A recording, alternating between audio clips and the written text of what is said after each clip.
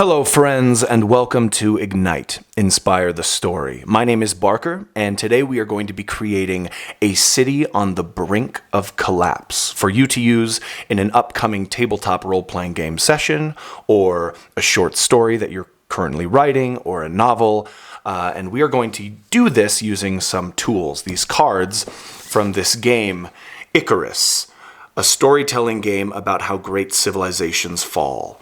These are the authors on the bottom here, but I will put the link to them in the video notes. This is one of my favorite storytelling games. It very quickly became one of my favorites after backing it on Kickstarter. There's some really cool dice mechanics in it, but that's not what we're talking about. We're going to create a city on the brink. Make sure you have your paper and pen handy to take some notes. I'm going to put this aside, though, so I have a little more room. In Icarus, there are a lot of different decks of cards, but I have combined all of the cards into one deck and shuffled them up a bit, and I'll keep doing so. But the first thing I want you to do is to consider what kind of settlement we're talking about. For your own game, for your own story, is this a settlement that the characters have already been introduced to?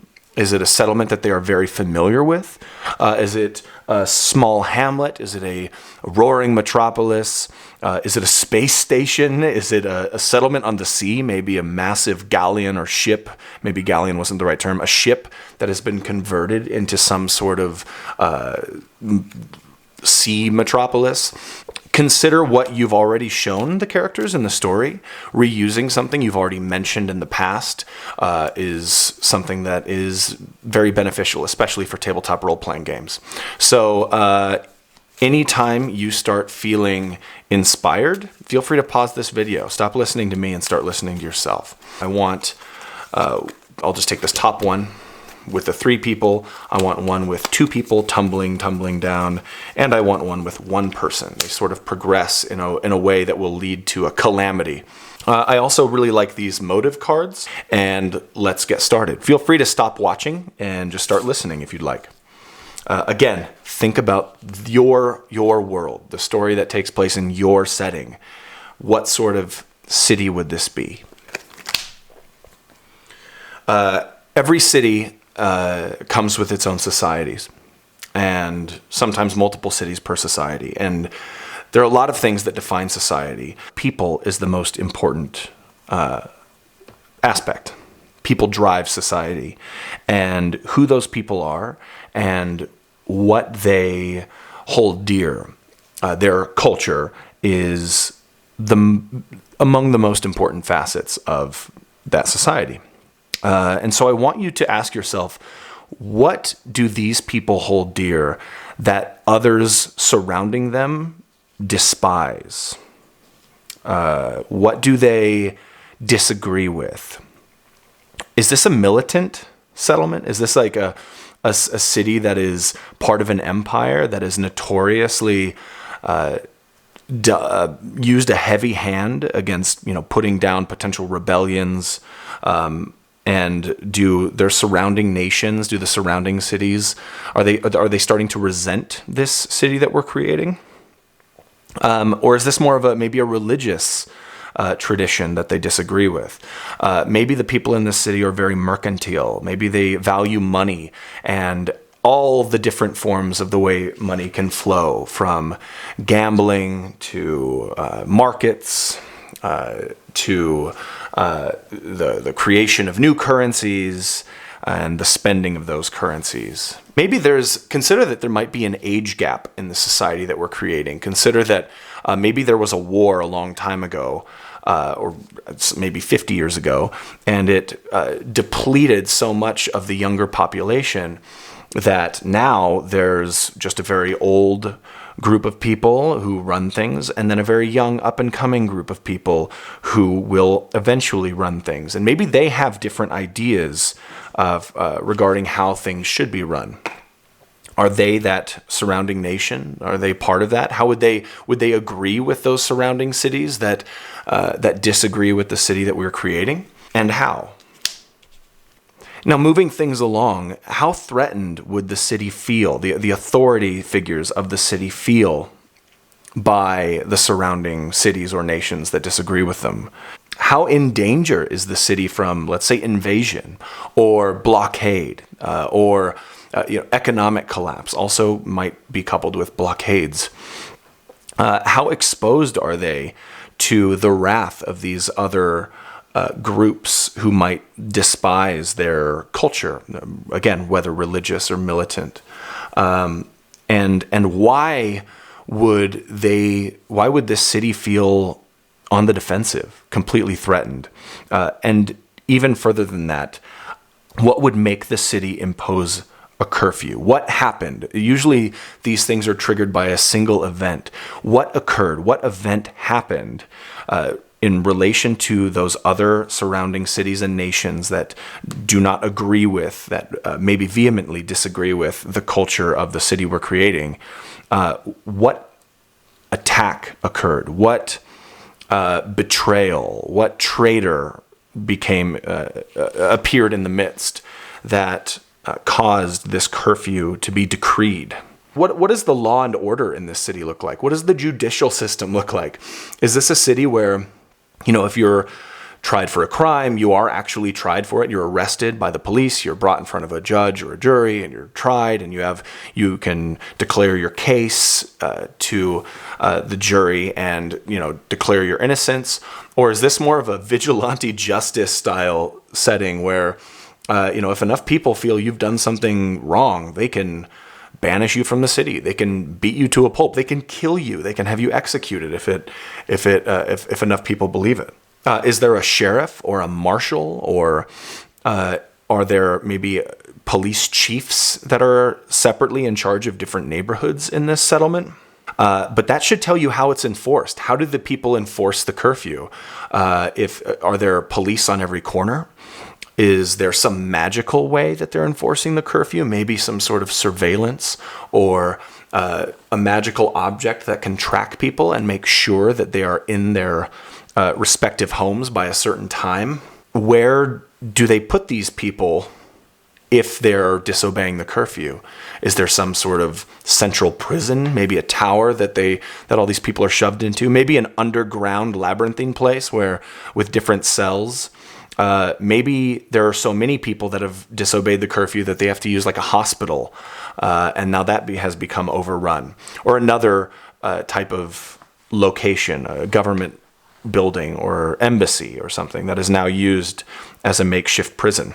If you decided that this is more a place where gangs and vigilantes keep the justice, keep people in line, then maybe there's a massive neighborhood watch. Maybe they're just called the Watch. And if they're not around, you're good. But as soon as they arrive, there are dozens of them. And if you're out past curfew, you don't know what could happen. They might throw you in jail. They might kill you. They might banish you. They might erase you from living memory. They might erase your memory in magical settings. Ask yourself what kind of curfew it is and how it persists in the city. Science fiction, if it's a space station, there might be alarms that go off whenever someone is not in their home, and they can maybe tell that you are not in your home at a certain time because of a chip that's embedded in your skin.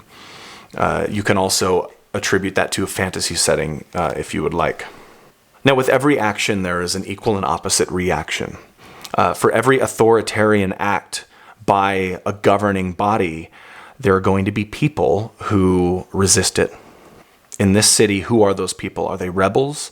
Are they former soldiers or guards that now are resisting and working against the powers that be? Are they plants from the surrounding cities that have finally infiltrated this city to put an end to its blasphemous culture or whatnot?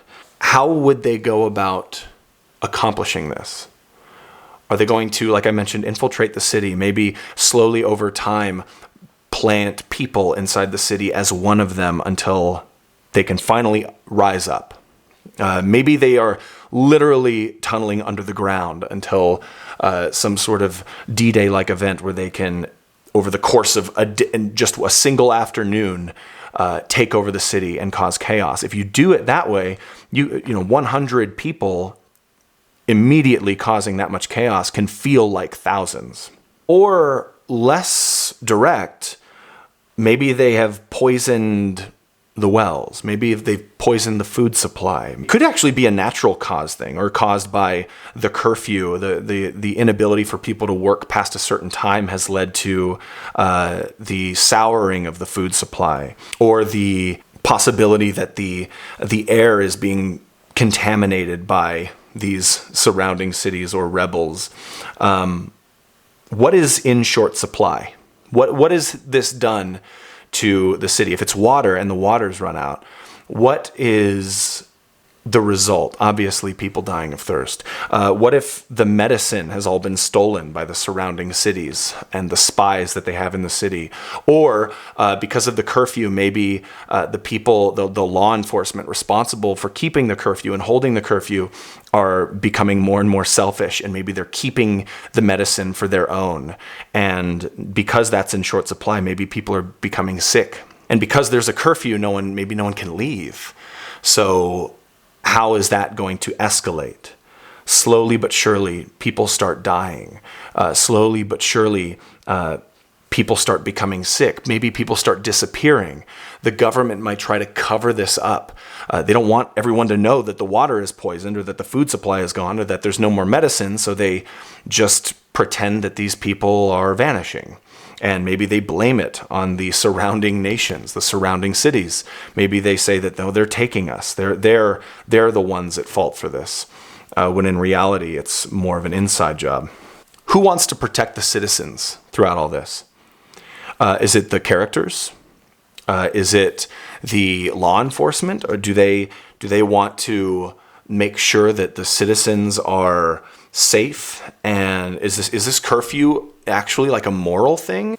Is it less of a rigorous, like heavy-handed curfew, and more of a curfew that's truly benefiting the needs of the citizens?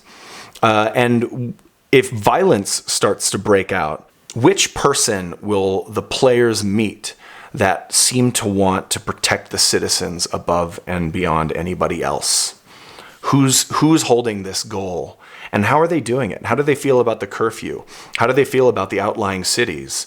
Are they making an alliance with them?